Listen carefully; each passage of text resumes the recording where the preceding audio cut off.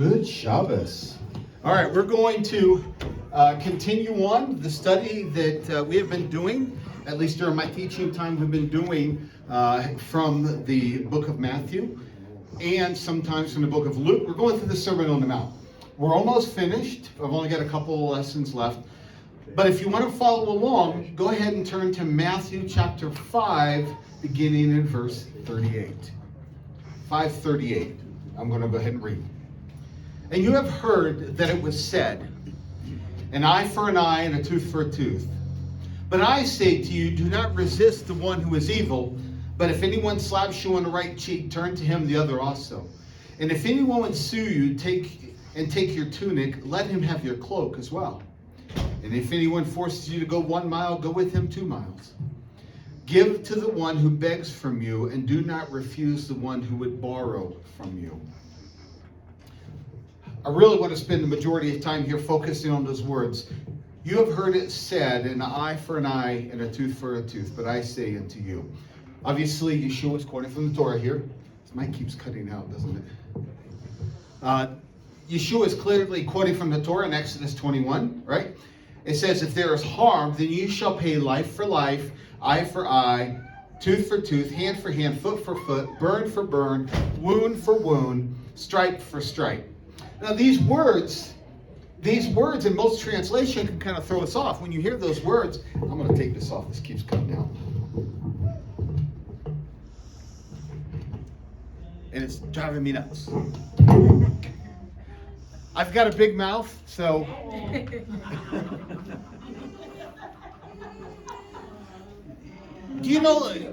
many of you guys have seen the Muppets? You know those two old guys, those hecklers? Yes. Well, you can substitute her for the two old guys, except,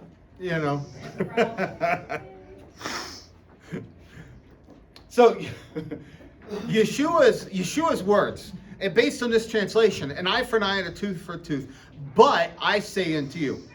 And it sounds like Yeshua is correcting the Torah, or contradicting the Torah by saying, one, do not resist evil, and saying, but I say unto you, do not resist the one, the evil one, or do not resist evil. It sounds like he's contradicting the Torah. You have heard it said, eye for an eye, tooth for a tooth, but I say unto you. Okay, that's not actually what he's saying here at all. And I'm going to look into that in just a moment. Was he teaching the Torah principle, an eye for an eye, tooth for a tooth? Was he teaching against this principle, an eye for an eye, a tooth for a tooth? Was he promoting pacifism? Was Yeshua a pacifist, as some would claim? Did the Torah really encourage personal revenge when it said an eye for an eye, a tooth for a tooth? First, let's look at the Sadducees, okay? The Sadducees were rigid literalists of the Torah. They interpret the Torah's commands in Exodus 21 as the perpetrator and the victim suffering equally. So if you have done something that has caused a person to lose their eye, you shall lose your eye. If you have done something that's caused a person to lose a tooth or a hand, you shall lose a tooth or a hand. An eye must be taken as an expense for an eye. The problem with this interpretation is that it really benefits no one. If you take it hyper literally outside of its context, it really doesn't benefit anyone. Okay? If I do something that causes my brother to lose an eye, what good does it do him for me to have my own eye lost? Understanding the Bible requires us to do more than just read one verse out of context. To take a verse from Exodus without taking into account the other verses dealing with the same type of issue can cause poor interpretation and dangerous theology. So what we want to do is look at the same way the rabbis did. We want to look at this passage in Exodus 21, and we want to look at other passages that are very similar and ask, how was it applied? What is not being said in Exodus 21 that is said in other parts of the Torah which bring light to Exodus 21? You don't have to go very far to find some examples. We'll stay in Exodus 21. In verses 18 and 19, it says this: when men quarrel and one strikes the other with a stone or with his fist, and the man does not die, but takes to his bed, then if the man rises again and walks outdoors with a staff, he who struck him then shall be clear. Only he shall pay for the loss of his time and shall have been thoroughly healed. So here we find two individuals who are quarreling with one another.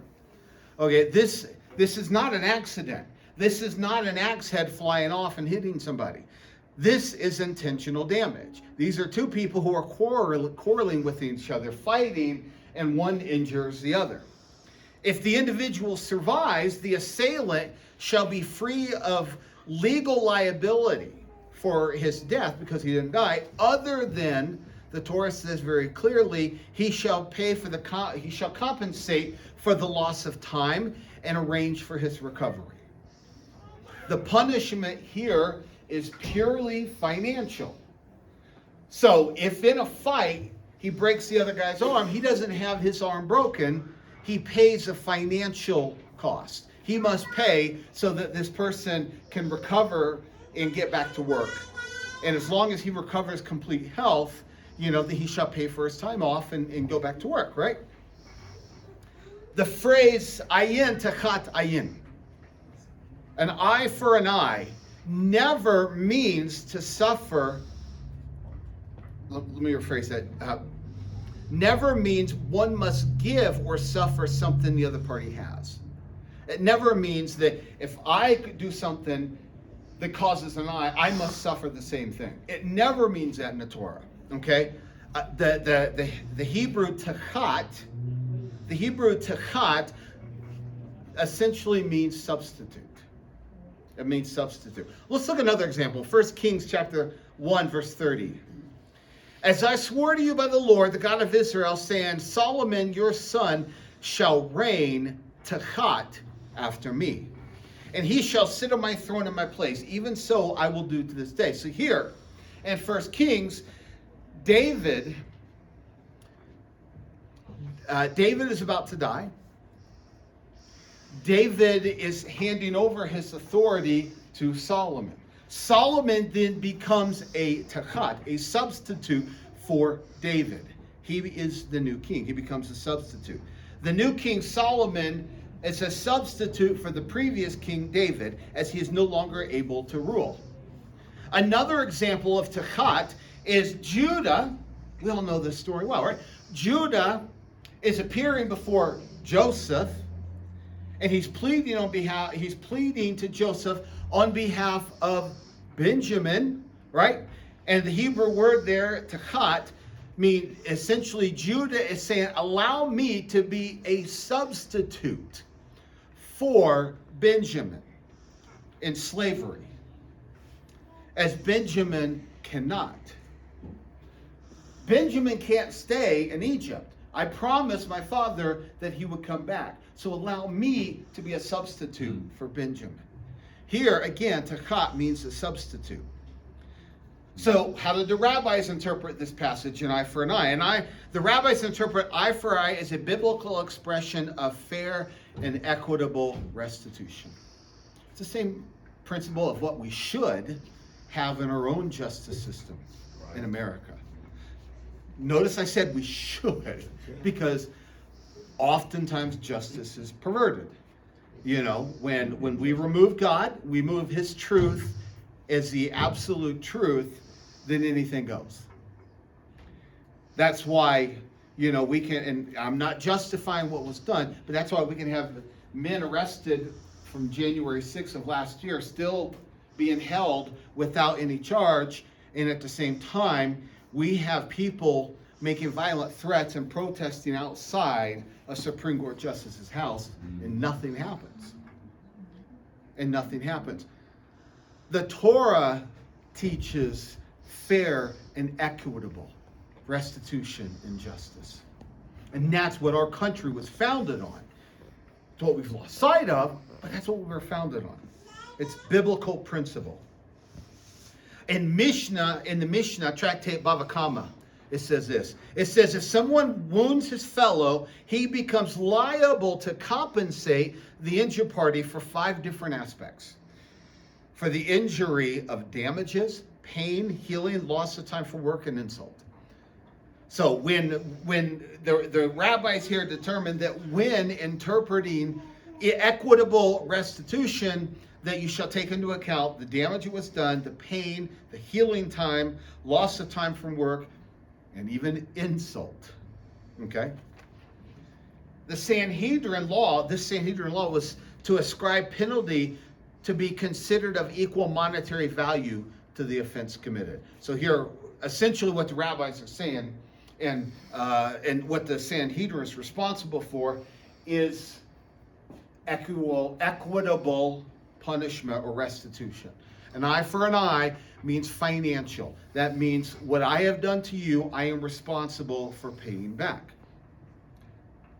If I get into a car accident with somebody, if I don't have insurance, it's my responsibility to make sure that they are taken care of.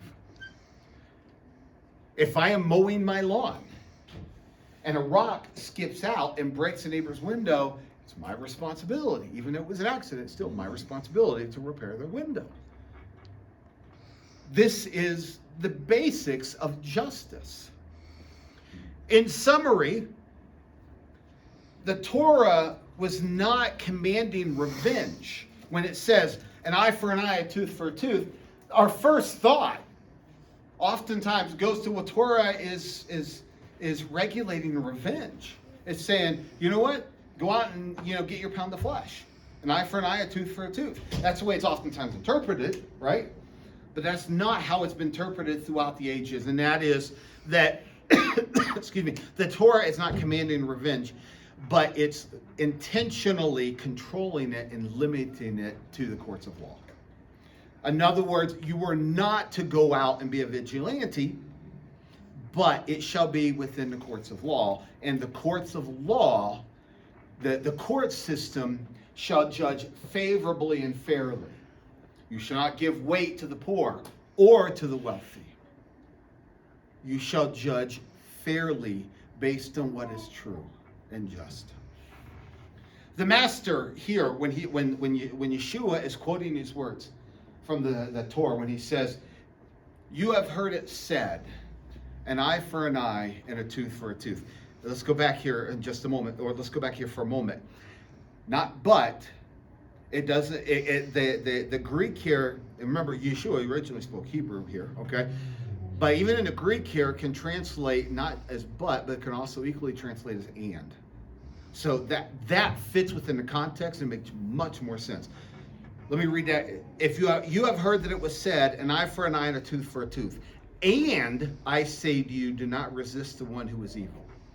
So Yeshua is not contradicting this Torah. Of course he's not. Yeshua is uplifting it. And he's saying, you know the heart of this. You know the heart of an eye for an eye and a tooth for a tooth means to leave justice into the hands of the court, not seek personal revenge. Understanding that, it makes more sense when he says, do not resist the one who is evil. What does that mean? We're going to look at that, and I think it's going to make a little bit more sense to you. You see, even though it should have been left to the courts, and that's how the rabbis have interpreted, not everybody felt comfortable with that. Some felt justified in punishing those who had wronged them, as long as they did not exceed what was done to them. Hey, look, what you did to me was wrong. All I'm doing is paying you back. All I'm doing is paying you back. How many have experienced this? Whether it's in your workplace, maybe someplace you've worshiped, certainly we've all experienced it with our families from time to time. Somebody has wronged us, somebody has wounded us deeply, and we want to pay them back, right? Let's go get them. Okay, Lord, I don't want, you say vengeance is yours. I don't want it to keep it. I just want to borrow it for a little bit. I'll give it back. Or this one's kind of hard to balance with some of the Psalms of David, right?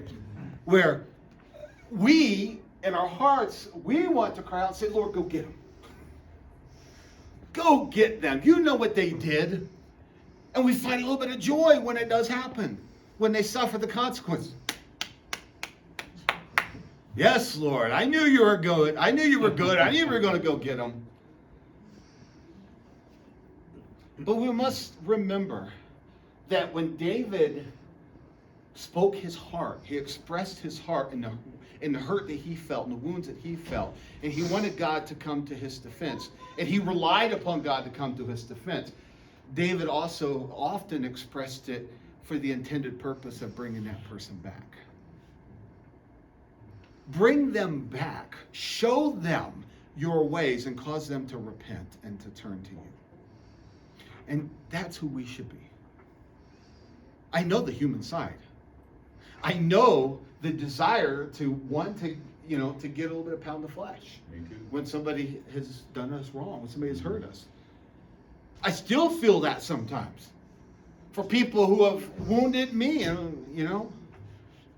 little bit happy when things don't go their way. See, I knew, But I have to ask myself, Lord, is that what you want? Ultimately, what you want is restitution. Not just restitution. Let me rephrase that. Yes, restitution. Reconciliation. Ultimately, what God wants is reconciliation. That's why the master says here, and I say unto you, do not resist the one who is evil. That's been taken way out of context, way too often. What the Lord is saying here, essentially, I'm going to go into this a little bit more detail, is don't compete with evil. Don't get involved in this one-upsmanship. You got me, I'm going to get you. You did wrong to me, I'm going to do wrong to you. You did evil to me, I'm going to do evil to you. I'm going to get my pound of flesh. Even in the courts of law. Yeshua is clearly acknowledging here and siding with the rabbis that an eye for an eye or tooth for a tooth mean going into the court of law. Okay? But even within the court of law, the master is saying here, don't go after them for personal revenge.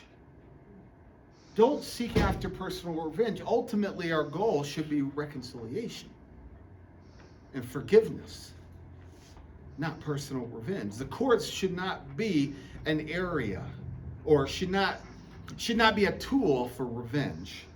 It's a tool for justice. I hope that makes sense. People would oftentimes, even within the courts of law, would invoke the principle of an eye for an eye as a standard of the eye for an eye as justification for personal revenge. But the master takes it a step further. He said, you have heard the Torah's command, an eye for an eye and a tooth for a tooth. And I say to you, he's taken that Torah principle, that righteous Torah principle, which our justice system is founded on, and he's taken it a step further. He urges his disciples to be a different type of people. People who do not demand their pound of flesh.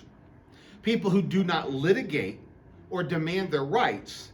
Instead, his disciples were to be people who would turn the other cheek. People who would settle out of court. People who would go the extra mile.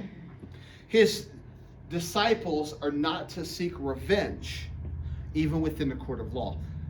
That is not the same thing as justice. That's not what we're talking about here. Okay, I want you to keep that in mind. The Lord is not saying that you should just turn a blind eye to justice here. We're talking about the difference between the micro and the macro. As a society, we have to promote and encourage justice. On a personal level, and Yeshua is speaking to his disciples directly, and he's saying to his disciples, go beyond that and seek reconciliation. Go beyond that and seek forgiveness. Go beyond that and do not compete with evil. Do not go to court just for the sake of getting revenge. Justice is one thing. Justice is one thing. You know, I had, it's very, very frustrating. But I chose to, okay, I'm just going to leave this into the hands of the Lord. But those you guys know, I had surgery on my hand last year. Had surgery on my arm, on my wrist, and my elbow because of extended use. I had carpal tunnel and ulnar tunnel in my arm because of extended use in work.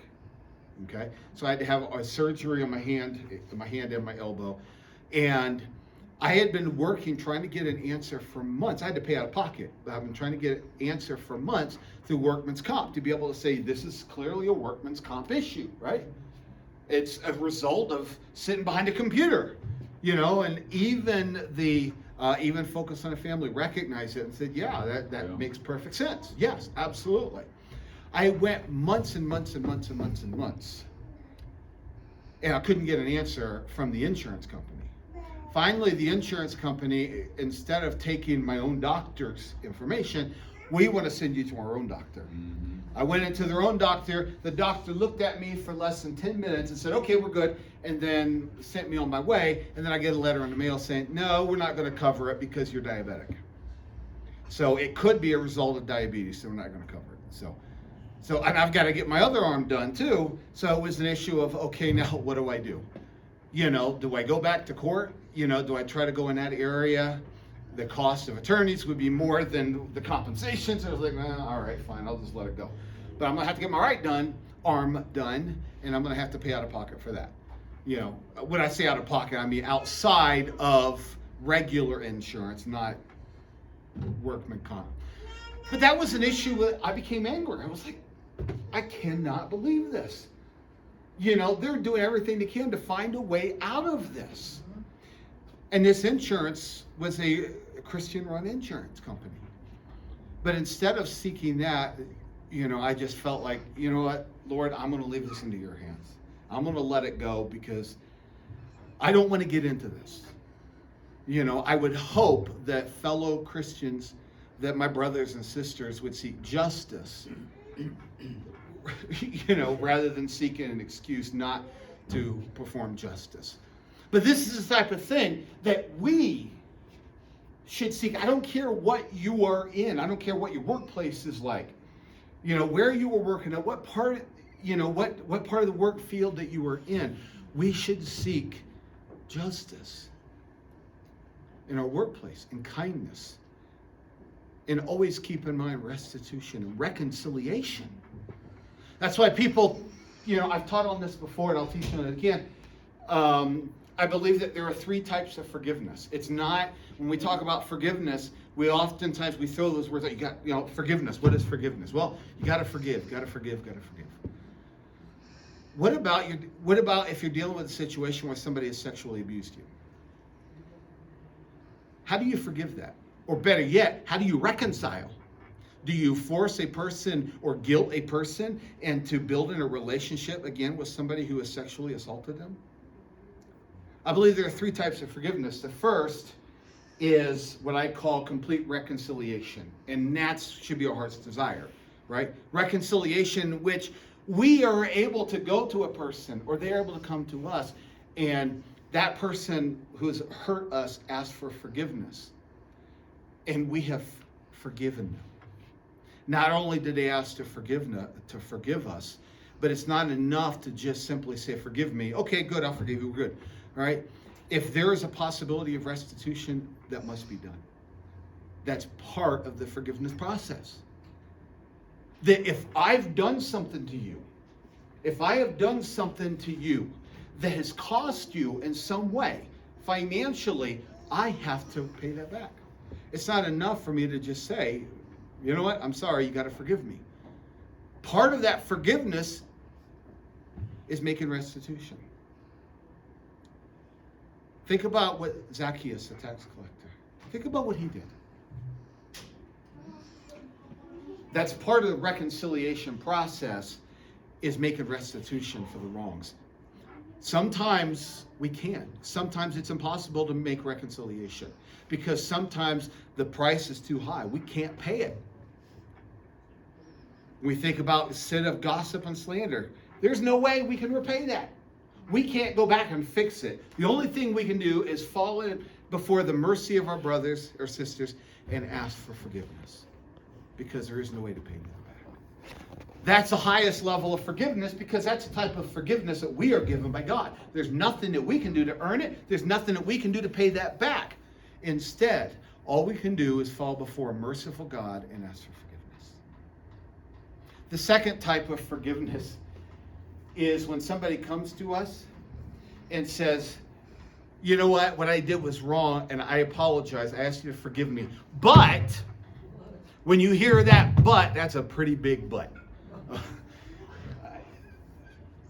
Whenever you hear that but, that is always a, you hurt me, but, I'm sorry, I know I hurt you, what I did was wrong, but you did this. Okay, that's a step towards reconciliation, because at least the person came to you and wants to try to make some type of reconciliation. But when we hurt somebody, when we have done somebody wrong, true reconciliation means that I don't bring with that any baggage. I come before the person and I acknowledge my wrongdoing. That person is responsible for acknowledging your wrongdoing, not mine. I go before them. But it's a step. It's a step. So it's one of those areas, okay, I forgive you, but I'm going to keep an eye. I'm going to keep an eye on it, because I don't know if there has truly been a remorse and truly been a repentance in there. So I'll just keep a close eye on it. Third one is release. And that is where, somebody does something wrong. They've never asked for forgiveness. They've never repented of it. How do you forgive when somebody's never asked for forgiveness? How do you reconcile when somebody has never attempted to reconcile? It's called release. Not allowing that person to live rent-free in your heart and your mind. Reconciliation is not there. And perhaps I'm just using this as an example, perhaps that is somebody who is sexually assaulted. Sexually assaulted somebody else. That would be foolish to say you must go and make reconciliation with that person.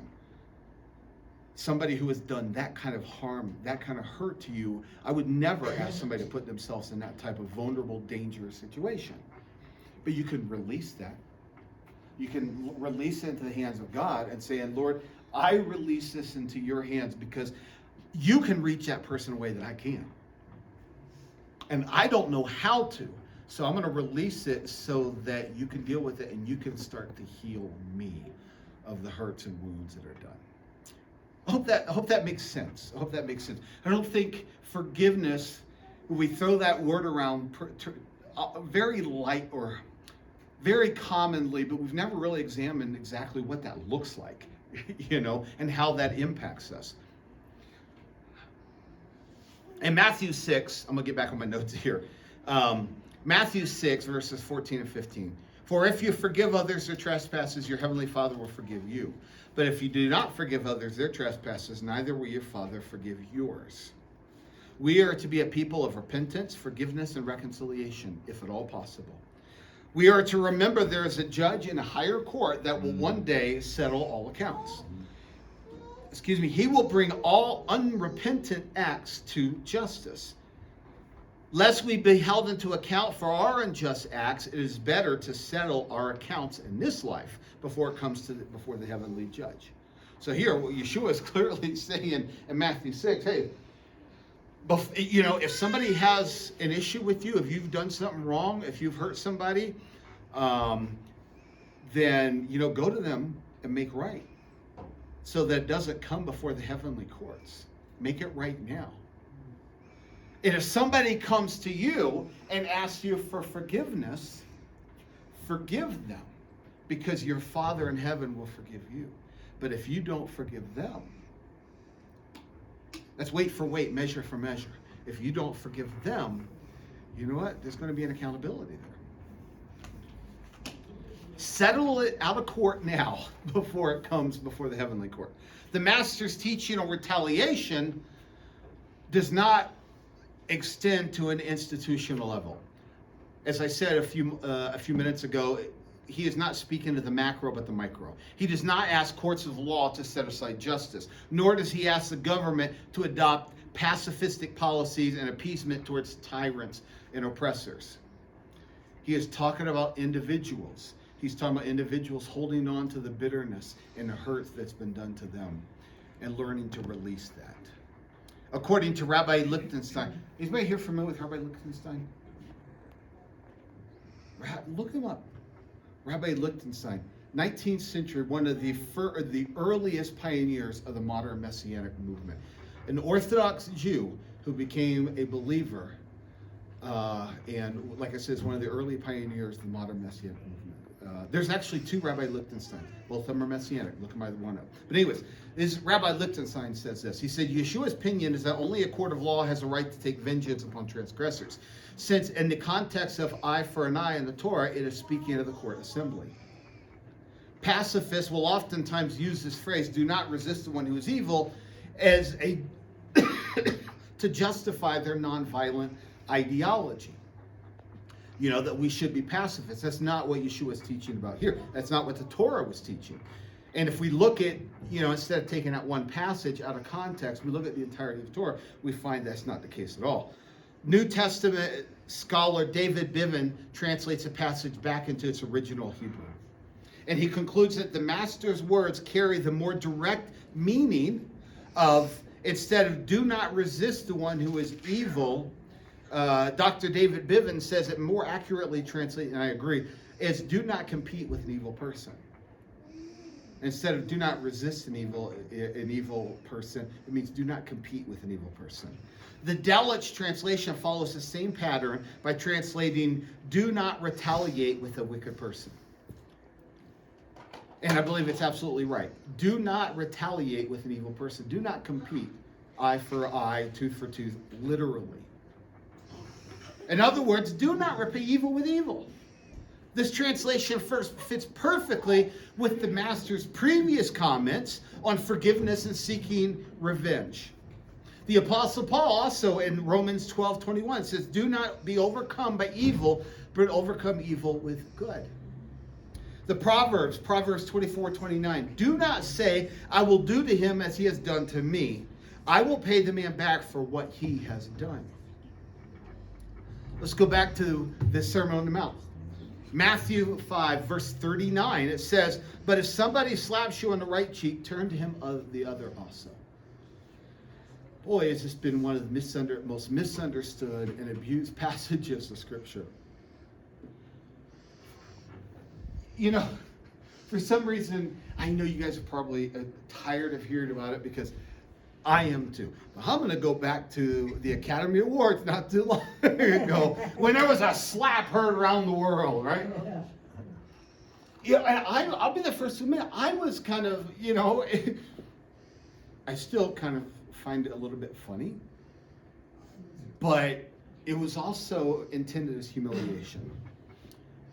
It was intended as humiliation because when Yeshua is talking about turning the other cheek, okay, a slap is not meant as a physical assault as much as it's meant as humiliation. It's meant to humiliate and embarrass the person, okay? And in the ancient Hebrew culture, a slap was synonymous for humiliating somebody.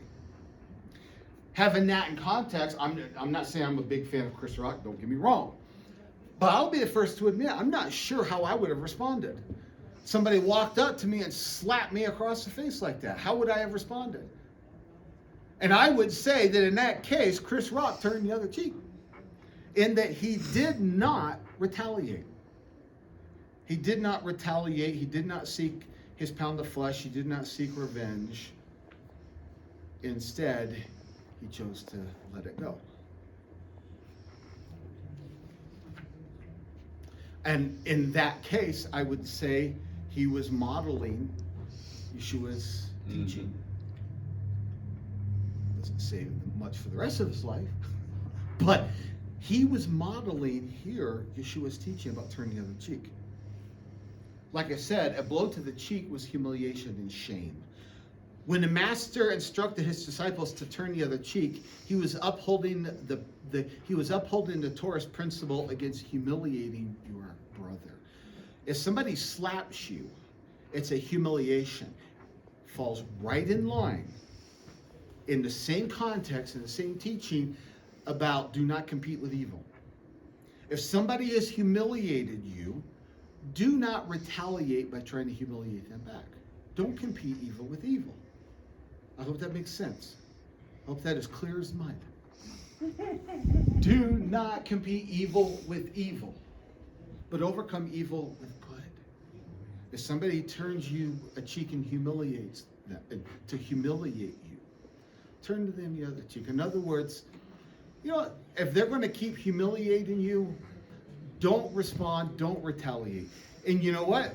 In the case of Chris Rock, it worked. He turned the other cheek. And you know who looks like the idiot? I'm not going to mention names, but you all know what I'm talking about. Chris Rock is now lifted up as a model, as an example. People are going, this is how you should respond. Because he did not respond or retaliate evil for evil. Instead, he retaliated evil with good. Turning the other cheek is not to be taken literally. It means to forgive the blows of your brother. And do not retaliate. Instead, forgive them and leave those things into the hands of the Father in heaven. Tractate Bava Kama says this. Sounds familiar, right? If you are struck, you must forgive the offender, even though he does not ask you for forgiveness. Does that sound familiar? Tractate Yoma says this: regarding those who are insulted but do not return an insult, those who rebuke without replying, those who do good merely out of love for God, and who who do good merely out of, that's got to be a translation issue, out of love for God, and who rejoice in their suffering. And Rabbah said, he who passes over an opportunity to retaliate has all of his transgressions passed over. I like that last one, Rabbah. He who passes over an opportunity to retaliate has all of his transgressions passed over. Does that sound familiar? Sounds like these could be the words of Yeshua himself. Do not compete evil with evil. Instead, forgive, just as your Father is forgiven. If you forgive, your Father will forgive you. If you do not retaliate, and you forgive the transgressions that are done against you, your Father will forgive your transgressions. You see, the Master didn't just teach this. This wasn't something that he taught, as some guru sitting on a mountaintop, but he taught this and lived it. He lived this. In 1 Peter 2:23, it says, when he was reviled, he did not revile in return. Mm-hmm. When he was suffered, he did not threaten, but he continued to entrust himself to the one who judges justly. He didn't retaliate. Instead, he left it into the hands of the Father in heaven. Even when he was hanging on the cross, he spoke those words, Lord, forgive them, for they do not know what they do. This is not a prohibition against self-defense or against the defense of others. We have a responsibility to defend others. That we should step in and defend the defenseless, to defend those who can't defend themselves.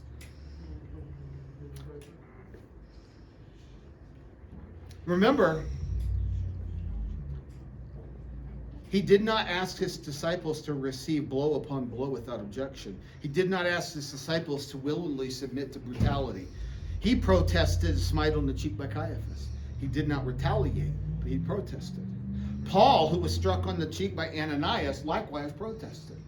He did not retaliate, but he spoke up. Neither do we need to willingly take abuse without defense. We have the right to defend ourselves. But the Lord is saying here that do not compete with evil. Do not try to get your pound of flesh. Do not take revenge. There's a difference between defending yourself and revenge. We are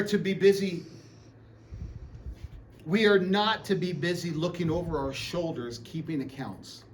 We oftentimes want to see other people experience what we have. I have been hurt and I want the other person to hurt. I have experiences, and I want the other person to experience what I have. If we lose an eye, we want them to lose an eye, to know what it feels like. If our name is shamed, we want to shame their name. We might even find a little bit of satisfaction when the roles are reversed, right? I said this earlier. I'm almost finished. I know the hour's late. But the disciples of the Master, if we count ourselves as his disciples, we are not to rejoice over the suffering and shame of even our enemies, but we are to pray for them and to love them. We are not to be gladdened when they are found guilty. Instead, our hearts should be broken for the brokenness of this person, the brokenness of somebody who's made in the image of God. Instead, we are to rejoice when they are shown mercy. We mourn over those who slay us as the Master mourned over Jerusalem. We are to remember that even our enemies are made in the image of God, and he does not desire for any to perish. Our desire ultimately should be reconciliation. Sometimes that's not possible. But if it is possible, we should seek reconciliation. We should seek forgiveness. We should seek mercy. We pray for them. We pray for that person. Like I said, this is not the same thing as perverting our justice system and allowing people out of jail way too soon and putting other innocent people's lives in danger. It's not what we're talking about here. We're talking about the person's soul. We're talking about praying that person would repent and turn to him so that their soul would not be lost. I'm going to go ahead and close there. I've went on long enough, been a little long-winded. So, any thoughts, comments, anything? So you have all your answers. Oh, sure. Well, just again, I'd like to share a message with all of you that I think is right in line Sure. with what you're talking about. Can I come up front? Yep. The hour is short, so just make sure it stays within a short time.